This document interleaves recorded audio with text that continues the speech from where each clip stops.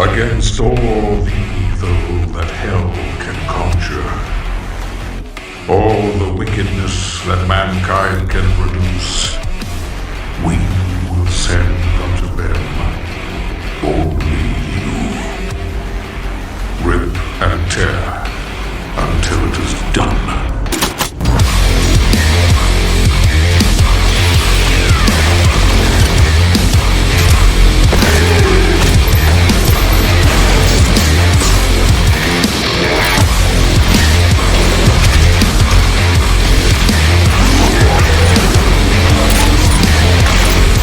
Doom Eternal is, in fact, a video game. Actually, it is the most video game that the AAA industry has put out in the longest time outside of anything Nintendo. Weapons spin in place, health is gained through glowing blue vials, and while Eternal is just as, if not more, gory than Doom 2016, there's a fun slapstick quality through the sound design.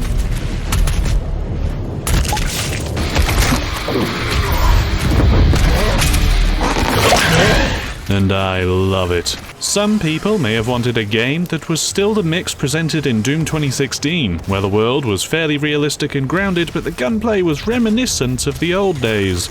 Doom Eternal refuses. The game does not want to tie itself down to anything. There are no hesitant half steps in any direction. Only the confident strides of something that has the big brass balls to be totally honest in itself. It goes all in on those old school shooter vibes without compromise. At least, on the surface. Mechanically, the game goes much deeper and carves out a new identity all for itself by taking lessons not just from every Doom game, but also every facet in the industry.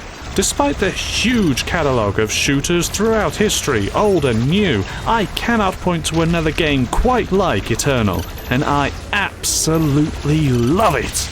Doom Eternal is so unique, in fact, that it takes some serious rewiring of the brain in order for you to get the most out of it. Monsters hit hard, and you don't have nearly as much ammo as last time, so the key tenets the game throws in your face constantly, glory kill for health, chainsaw for ammo, and flamethrower for armor, need to be emblazoned on your skin in order for you to survive. A lot of people have compared it to a character action game, a spectacle fighter like Devil May Cry or Bayonetta, and that's not entirely off the mark. Give the Slayer a combo meter, and you're onto something. Although that'd basically be Ultra Kill. Play Ultra Kill.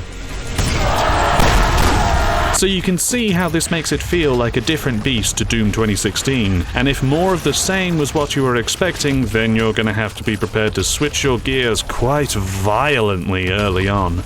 The first level probably makes that gear change crunchier than needed. The game can seem relentless and unfair here, especially if you start on a higher difficulty level. Oh sure, I'm a cool Doom dude, I beat Plutonia and always play on ultraviolence, let's just do that here and oh fucking lord! And the main reason for that is your limited arsenal when you start. Not just in terms of weapons, but abilities. Not having access to the dash to use to get out of crowds of enemies and dodge attacks until the second level makes you feel stunted here. The same goes for the Blood Punch, a massive shockwave melee attack which does a ton of damage and is refilled through glory kills.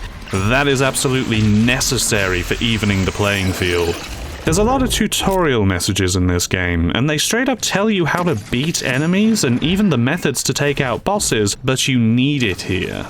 There's so many things in play during every battle that these prompts are absolutely necessary to get you to catch up to the manic speed the game is demanding you act at. Sure, you still have to feel out enemy attacks to know how best to work against them, but there is not time to experiment on every little thing. This demon is huge. Therefore, he must have huge guts. Some may hate this, but it's a concession I am willing to let slide because I see why it's necessary. You need to get on the same page as this game so you can ride that sweet gameplay loop. The ends truly justifying the means, you see.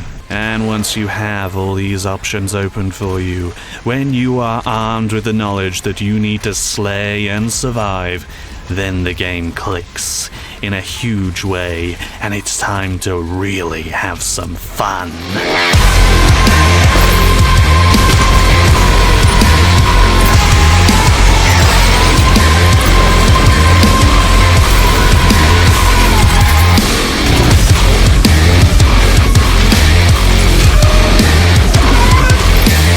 Enemies are a major factor in the game's efforts to step things up compared to Doom 2016. In the previous game, you could basically get the super shotgun, maybe the micro missiles too, and fall asleep.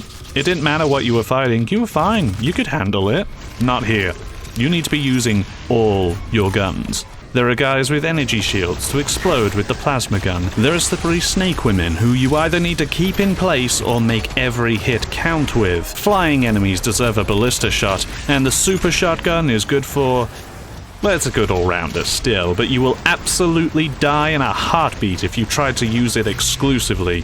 It does not pigeonhole you, however. That is worth stressing. There are many ways to handle just about any enemy in the game, and the methods only expand further the stronger you get, and with the more enemies that appear. Each enemy changes the flow of battle too, so your tactics have to adapt depending on who you're fighting. Never stop moving was the key to survival in Doom 2016. Here, that's just the baseline. And you have a lot more to juggle in order to keep up with the relentless pace this game has. And you know who changes the battlefield most of all? Entering main laboratory. You were never one of us. You were nothing but a usurper, a false idol. Yeah, you know. God knows everyone's memed about him enough. He is straight up your counter. The anti-Doomguy. The game tells you that his mid-range is the key to beating him, then knocking him off balance with a counter-attack, and you better have been listening. Thing is, and this is related to still needing to feel things out when the game already tutorializes you, moving around and staying in mid-range is pretty hard. In fact, it's damn near impossible to do so without getting blasted by either that shotgun or those Argent blasts. So what you need to do is approach it like a duel between cowboys or samurai, depending on how weeby you are, and find out who's faster on the draw. And, well, obviously it's you. You're already aiming at him. It's not quite a sudden stop, though, since he does use his ghost dog to keep you on your toes, and he might also zoom towards you to get a shotgun blast in. And often there are trash monsters spawning in who are just annoying enough to get in your way. He is an enemy you have to react to in every sense, which, yeah, that is different to all the other enemies where you lead the dance, but it's fine by me. Maybe I'll get more annoyed when I do my nightmare run. There's also platforming, which is pretty simple and easy, but is over the top enough to still feel in keeping with the flow of the game. I mean, look how far you can jump. It's good. It's a good bit of de-escalation between the high-impact demon murder, so you don't get worn out.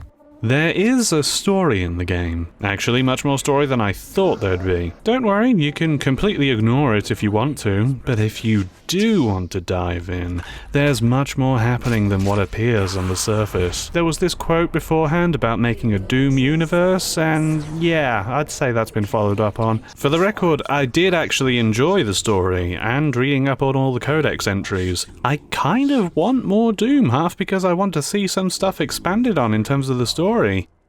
And the other half... the game is an overwhelming visual feast, and performance feels top-notch, but the only thing more beautiful than how it looks is how it sounds. Sound design, literally by a guy named Chad, is so on point, emphasizing all the right things in what is an incredibly busy soundscape to communicate what the player needs at any moment. And the music...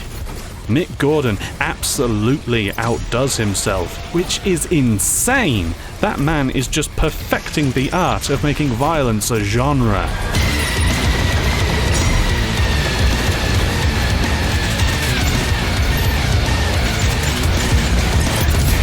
I also love that BFG Division is back and plays in the practice arena in your hub area.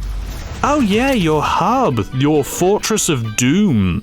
The comfy between mission house, which I just love spending time in. You can display all your collectibles you found and get in some genuine quiet time between the high-stress missions. Or not.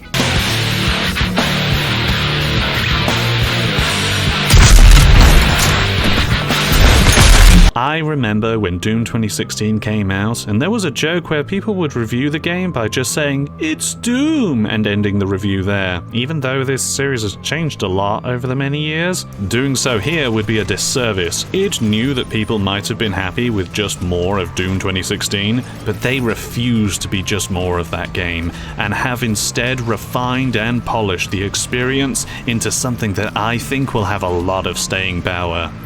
I just hope, since this game takes quite a lot of cues from Doom 2, that it doesn't also take after the expansions for Doom 2 for the 2 bits of DLC we're promised. How can the game get even harder? Ugh. See you next time!